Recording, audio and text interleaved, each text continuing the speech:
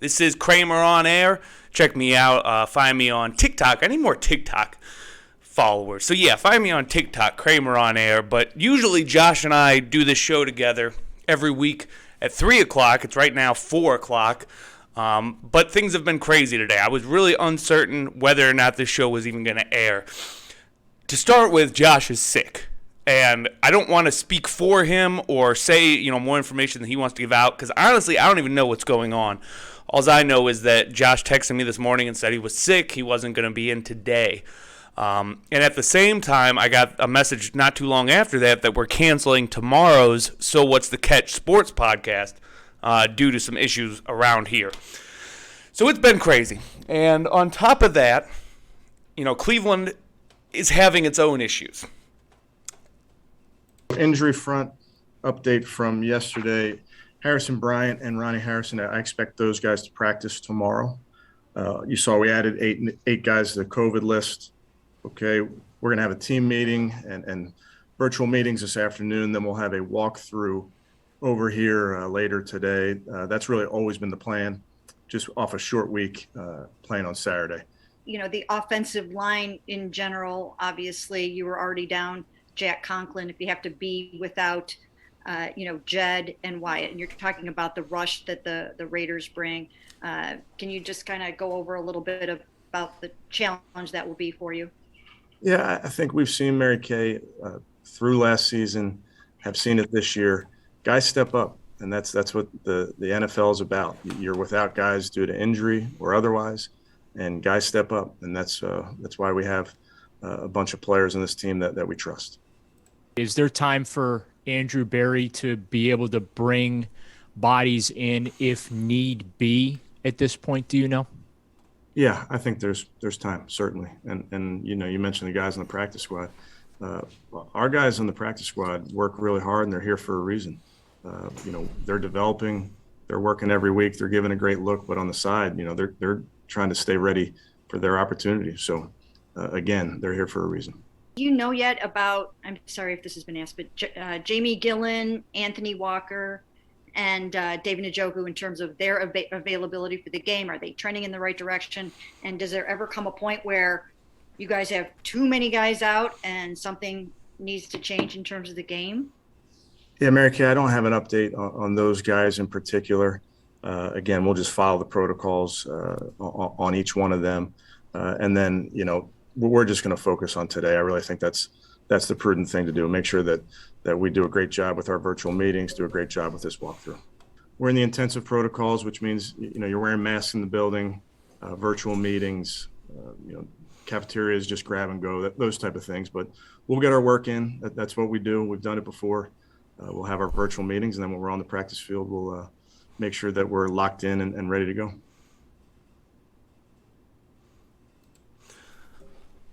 Now that was Kevin Stefanski talking about the situation that the Cleveland Browns find themselves in today. Now on top of everything else, I wake up and I'm dealing with all these different people that I work with having it. Apparently now the Browns have been invaded by COVID as well.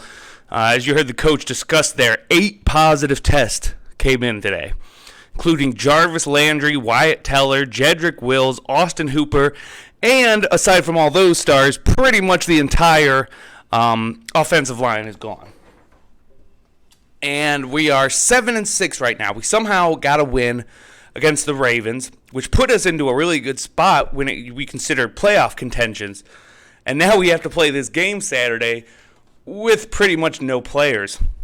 I feel like in the past, last year, when situations like this arose and there were some teams that were really depleted because of COVID, those teams had a chance to reschedule some games. That wasn't always the case, though, because as soon as I bring that up, start thinking about Denver and what they went through when they had to field a guy who never played quarterback before last year because of a situation like this.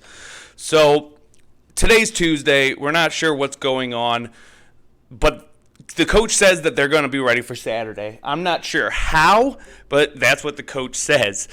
And it's scary when you consider the playoff situation for Cleveland because they have to win every game from here on out or else it's over.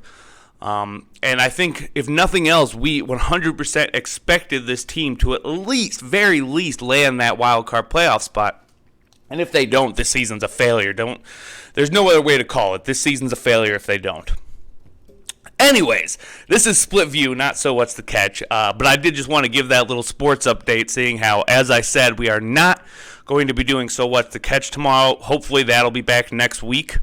And here on Split View, I am, as I mentioned, by myself. Kramer on air on TikTok. Kramer Radio and Productions is my YouTube. I wasn't even able to start recording this episode. On top of other stuff, I'm having computer problems. So I'm not going to have the audio version of this, but I'm just going to put it up on my YouTube and our show Facebook as a special, probably, as we continue to talk COVID in Cleveland. So yeah, just as the season was beginning to look like maybe it was going to turn around, we are walled with all this bad news today. And it started even before this COVID stuff, as Kareem Hunt had his ankle injury, and the report coming out of that was not good. He is not going to be playing. We also had cornerback Troy Hill designated as out for this weekend's game already with a knee issue. Those pair are not going to play this weekend. And then the COVID beast was unleashed. And there's a lot of starters on this list, too. Jedrick Wills, Wyatt Taylor, Tack McKinley, Jarvis Landry, Austin Hooper, Drew Forbes. It's ridiculous. So to try to work on fixing that, wide receiver JoJo Natson and tight end Ross Travis were placed on the practice squad. And we're just going to be trying to field some kind of group of players to go out there and play on Saturday. I actually work on Saturday, too. If this, goes forward how they're planning it to, I feel like it's going to be a very solemn mood among the fan base that day. We really needed Hunt, too. It's sad. I don't understand why, it seems everything's falling apart right now when we finally have a chance to kind of blow through. This season's been so horrible, but somehow we're 7-6 right now, and we still had a shot. This feels like it really starts to stranglehold us on that shot. There's just 4 games left for the Cleveland Browns. It is estimated that if Cleveland can win at least 3 out of their final 4, they have the chance to hit the playoff. If they win 4 out of the next 4, they will be in. All right, 3 out of 4, we need some teams to lose, like a lot of teams.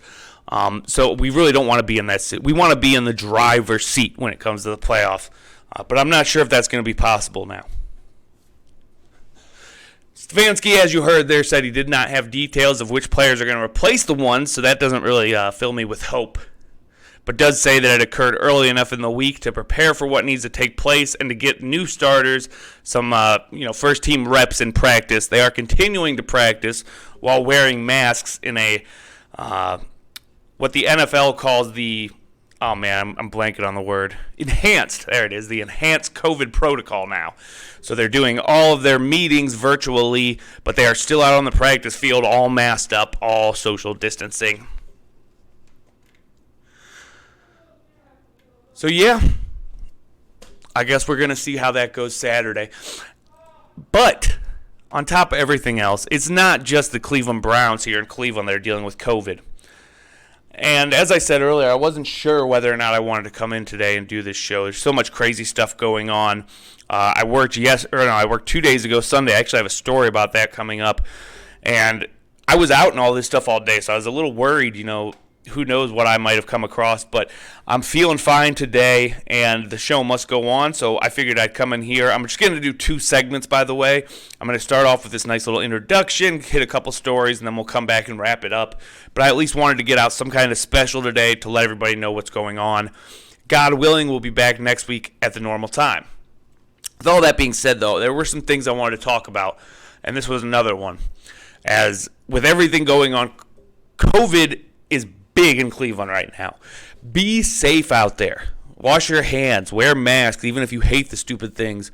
Because the story coming out today was that the Cleveland Clinic is now nearing capacity due to the surge of unvaccinated patients positive with the new Omicron variation. Announced today that they are nearing bed capacity and that there are 786 COVID-positive Cleveland Clinic patients who have been hospitalized and 218 patients in the ICU with COVID. This is the highest number of patients hospitalized since the start of this pandemic. It's never been this bad there. And they said the majority of those in the hospital right now were unvaccinated.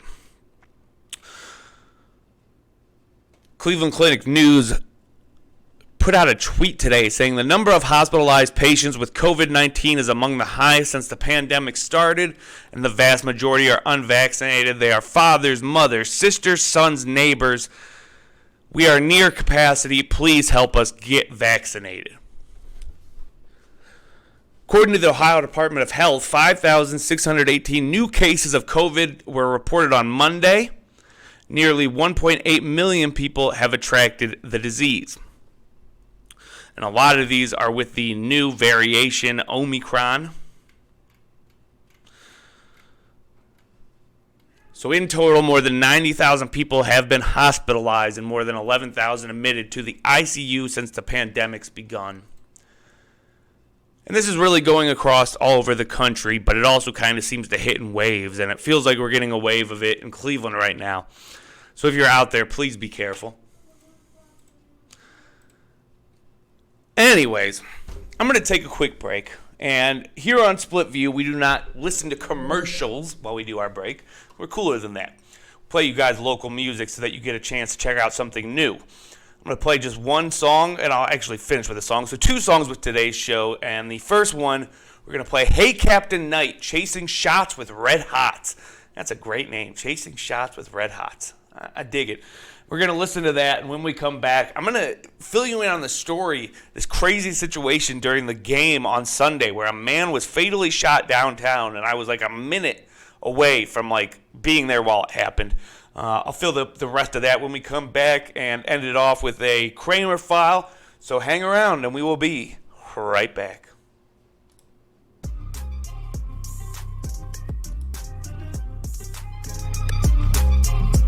You're listening to Split View, and we will be right back.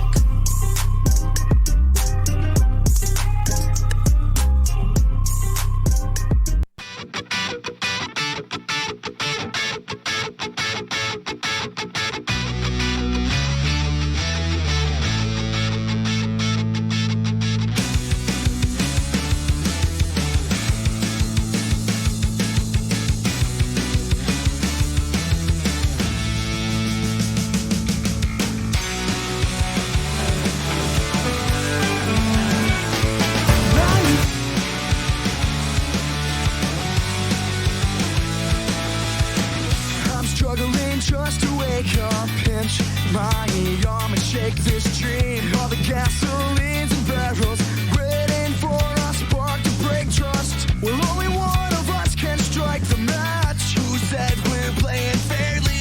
A bystander is stepping in, throwing burning coals an hour. Why not skip away before I melt in your arms? And I don't think that I should be afraid.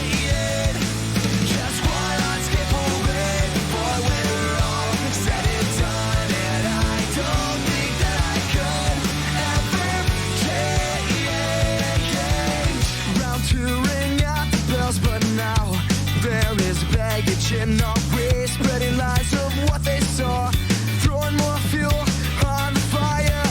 None of them even know what they're talking about. So what they expect us to lose? A bystander is stepping in, throwing burning coals an hour. Why not skip away before I melt in your arms? And I don't think that I should be afraid. Just why not skip away? We're all said and done.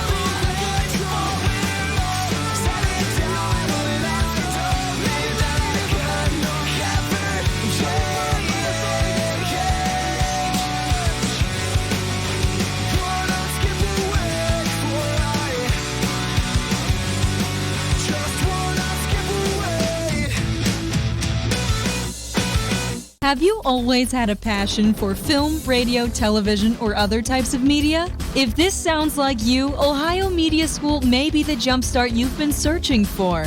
We have 7 campuses to choose from. At Ohio Media School's 8-month program, you will learn about every aspect of media through hands-on coursework.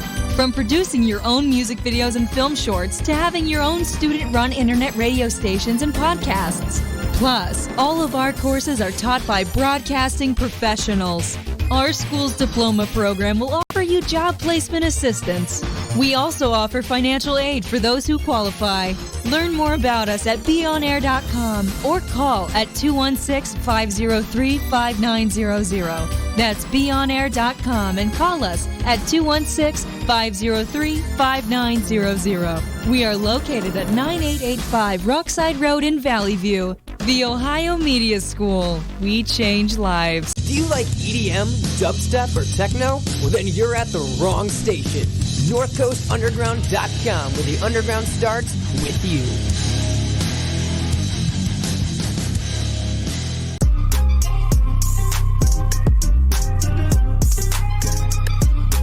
Welcome back to Split View with Kramer and Josh.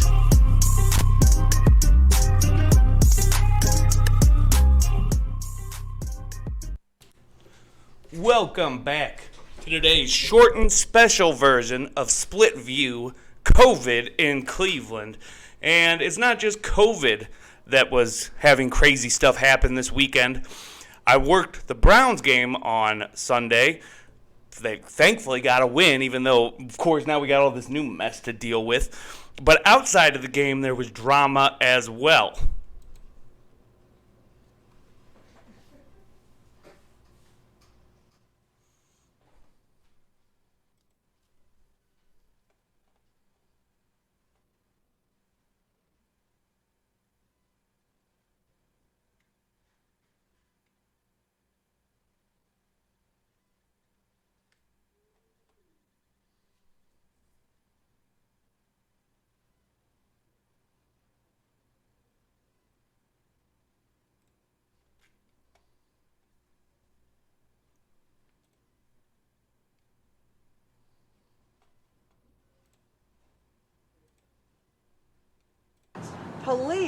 Two police officers fired shots. Now you can see the casings, about 82 shots were fired from police.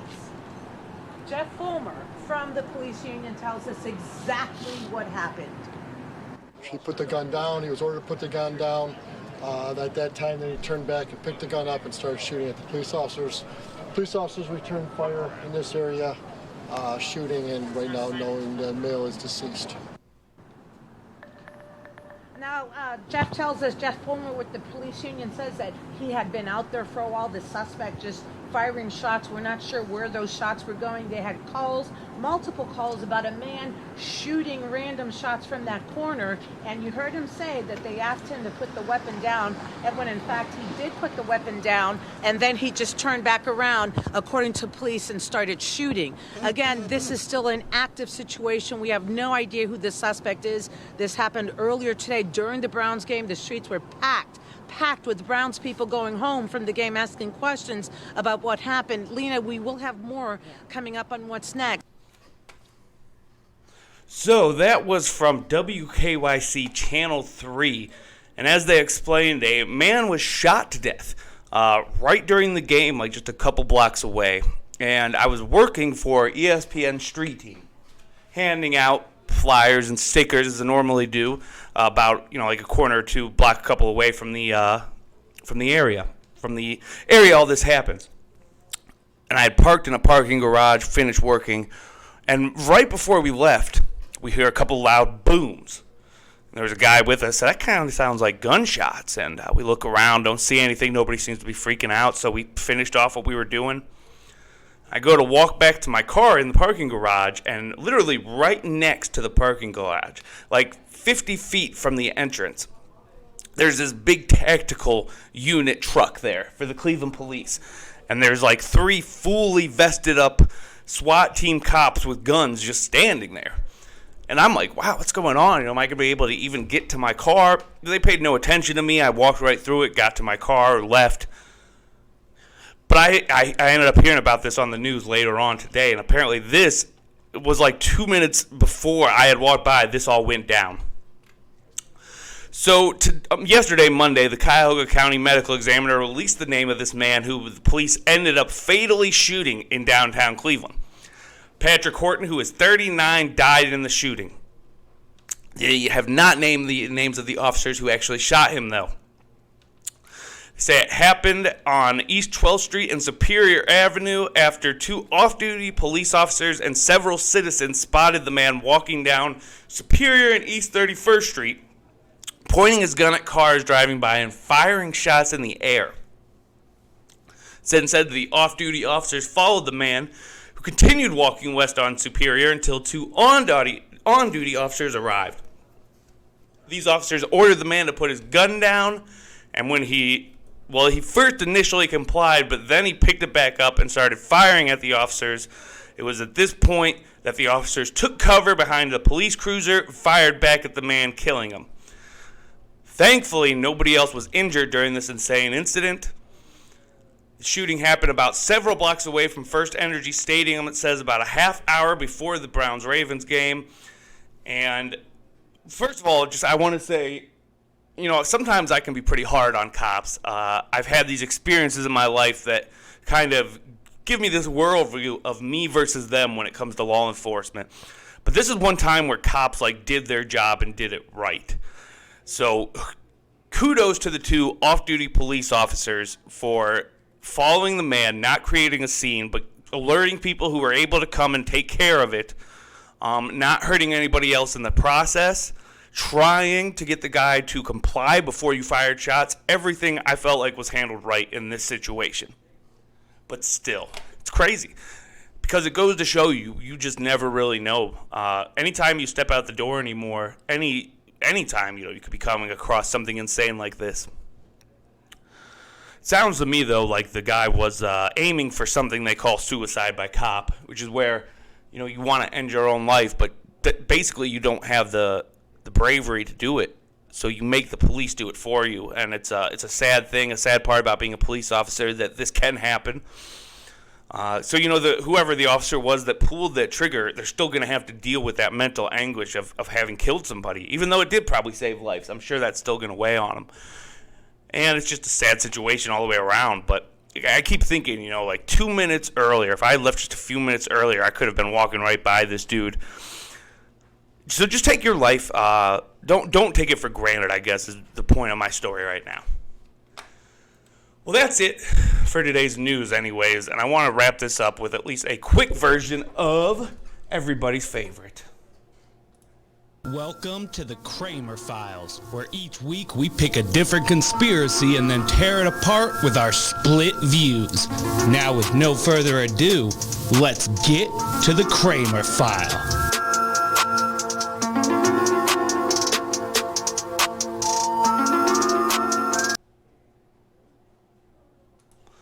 Yes, I am still going to do a quick version of the Kramer Files.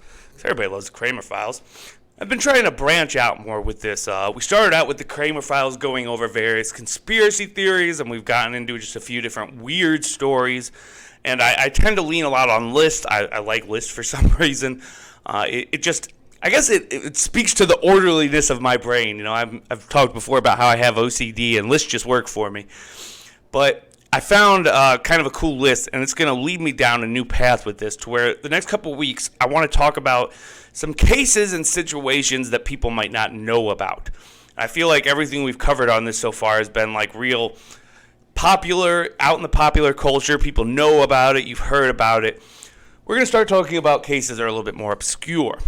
And in this particular case I dug up for today involved a serial killer from the mid-'70s in San Francisco who went by the name of the Doodler. Now, if you find yourself asking, who is the Doodler? Trust you, so did I. But this list helps you figure it out as we look over 10 haunting facts of the unknown serial killer, the Doodler of San Francisco. First off, for number 10, we take a look at the origin of our name. Between 74 and 75, the Doodler sexually assaulted and stabbed several gay men to death. All told, between January of 74 and September of 75, the Doodler is believed to have attacked 17 men. 14 of these attacks resulted in death. During the Doodler's crime spree, San Francisco detective actually thought that they were investigating 3 different killers and not just one. This conclusion came about because 5 of the victims were well-known drag queens in the Tenderloin district of San Francisco. This caused investigators to suspect that the murderer hated drag queens. Then, the next 5 victims came from the underground world of sadomasochism. Finally, the last 6 victims were all middle-aged men picked up in the bars of Castro Village. The major link between all these crimes came from the 3 men who managed to survive the killer, saying that their assailant had tried to woo them by drawing cartoonish characters of them, and thus we get the Doodler. The first victim was found on January 27, 74 at 1:57 a.m. on Ocean Beach in San Francisco. He'd been stabbed several times, and a closer examination revealed defensive wounds suggested that he had fought his attacker. Next up, the murder of Joseph J. Stevens. He performed as Jay in many of San Francisco's popular gay bars and was officially listed as a female impersonator and a comedian. Originally born in Texas, he made his working home at Finocchio's, a gay bar that had been in the city since the 1930s. Later on, Stevens' body was found at Spreckles Lake in Golden State Park on June 25, 74. Been stabbed 3 times, and investigators found blood in his mouth and nose, which indicated that he had been stabbed at least once in his lungs. By all appearances, Stevens most likely drove to the site with his killer or had planned to meet him there. Number 7, next we look at the murder of Claus Christman. Like the Doodler's first known victim, this next man was an immigrant. He had originally come from Germany, and at the time of his murder, he worked at Michelin Tires and was last seen alive at the restaurant Bojangles. The man's badly mutilated corpse was found on July 7th on Lincoln Way near Ocean Beach. He was fully clothed, had been stabbed 15 times, and his throat was slit. Number 6, the murder of Frederick Cappine. The next Doodler murder proves that the unknown serial killer preferred to work near the Ocean Beach area. As on May 12, 1975, the body of 32-year-old nurse Frederick Cappine was discovered stabbed to death on a highway that ran parallel to the ocean. Next up, number 5, the last official murder. The 5th and last known victim of the Doodler was Swedish immigrant Harold Goldberg. Goldberg was much older than the Doodler's other victims at 66 years old, but like the last victim, Cappine, he had made his living on the seas as a sailor. His body was found on June 4, 75 near the Lincoln Park golf course, and the Doodler had slit the man's throat prior to the discovery of the cadaver, weeks prior. So they said the corpse had been out in the open so long that it was a mess. Number 4, this kind of all followed up with community silence. As while San Francisco police confirmed that the Doodler was responsible for 5 murders in the summer of 75, he had been suspected of killing at least 9 other people. But very little is known about these other victims. Much of this was eventually chalked up to the result of reticence on the part of San Francisco's gay community. On July 8, 1977, the Register Guard of Eugene, Oregon, published an article explicitly stating that the Doodler managed to elude capture because this was the 1970s and all of his victims were gay men. Next up, number 3, the Riverside Arrest. In July of 77, 2 men were arrested in Riverside, California in connection with these series of unsolved homicides. All told, the men were questioned regarding 28 murders, all of which investigators believe stem from homosexual encounters. Given the stated similarities between the Redondo Beach area killers and the work of the Doodler, California experienced a veritable tsunami of homicides within the gay community between these years. Fortunately, the arrest in Riverside proved very little evidence pertaining to these Doodler cases. Given that the names of these 2 men's questions were never published, and given the fact that neither were ever convicted, The crimes in Redondo Beach also remain mostly unsolved to this point. 2 more to go. Number 2 is the description of the Doodler. First detailed description came out in November of 1975. Along with a sketch, police officials told the public that the Doodler was a young African-American man who was tall, somewhere around 6 feet tall, and slim. Also, the Doodler said to often wear a Navy watch cap, which implied that the killer may have served in the U.S. Navy or worked as a sailor, which if you think back to some of his victims, tends to make some sense. Last but not least, was it possible that he was already caught? San Francisco police, at least, were convinced that they had caught the Doodler way back in 1976. In newspaper articles and public statements, the police said that they had a viable suspect in custody, but would not be able to bring him to trial without the cooperation of certain eyewitnesses. The name of this person was also never released, and because that necessary cooperation never came, he was ultimately let go. Very little is known about this suspect except that he had a history as a mental patient and had been treated several times for sex-related illnesses. He was quite candid with interrogating officers, but never fully confessed to being the Doodler. All of the work done by the investigators came to nothing when the 3 survivors all refused to testify, and this was kind of because of the era. It was 1977. People didn't want to admit to being gay. Because of this, if this was the right man, he was let go. Nothing else has been found out since. There were no more murders. And that is the unsolved case of the 1970 serial killer, the Doodler. Well, all right, that's been it for today's shortened show as we sit here and talk about Cleveland COVID problems and other things. I just ask you guys to be safe out there. Wash your hands, throw those stupid masks on, and get vaccinated. Honestly, that's something I still need to do. But that is it for this week's show. Please get on my TikTok, Kramer on Air, add me on there. Make sure you go to our YouTube page if you're not there already, Kramer Radio and Productions on YouTube. And all of my various videos are up there, including this episode. But that's been it for today. That's it for my plugs. Josh, we hope you're feeling better, and we will see you next week. God willing, we'll see all of you next week. And until then, see ya. Going out with a little Scarlet Canary with their song, Armor.